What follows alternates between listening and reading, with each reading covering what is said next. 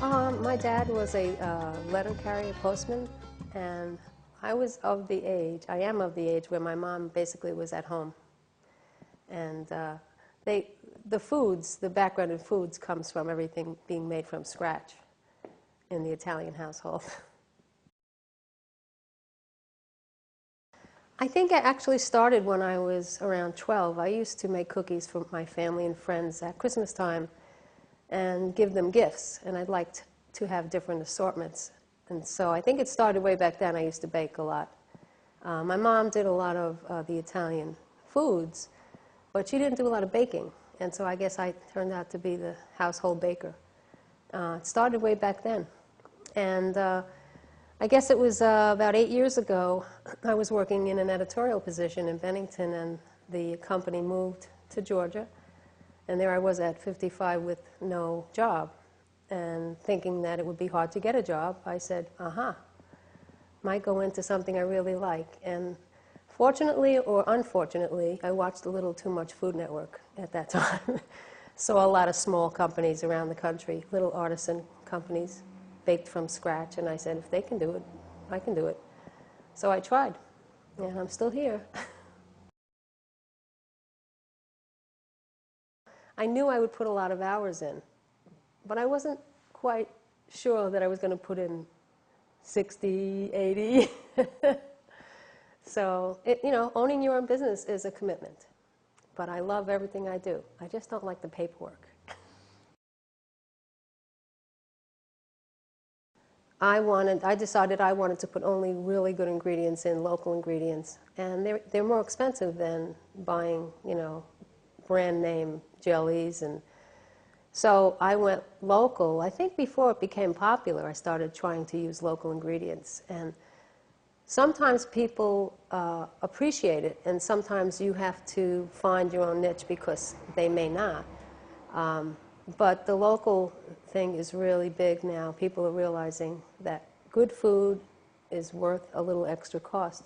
And I only want to use local ingredients. And so that was a hard thing at the beginning to realize that it may not sell some places, so I have to find the places where they sell.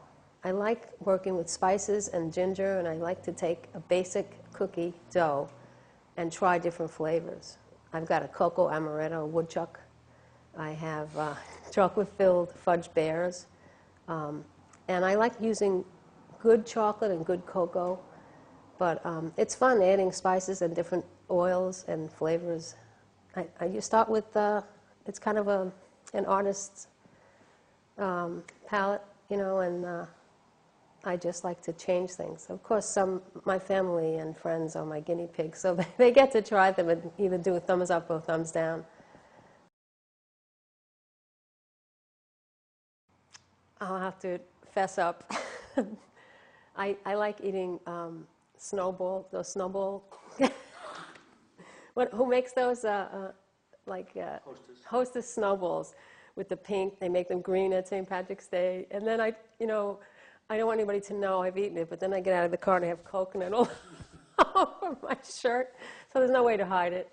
And they're really disgusting, because I have such I'm a cookie snob now. I call myself a cookie snob and a chocolate snob, because once you taste a really good cookie or good chocolate, I won't go back to the everyday, Hershey's or Nestle's or Little Debbie's, but you will see me pulling into a gas station sometime and getting a snowball.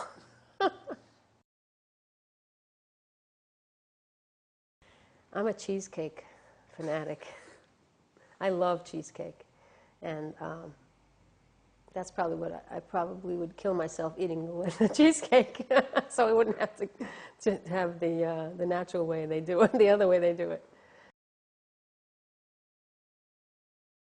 In Chester, I don't know if it's pronounced Baba Louis or Baba Louie. Have you ever been to? Oh, the lemon bars are so fantastic. I try not to do that anymore, because anytime I go, to get on the interstate, I have to go through there.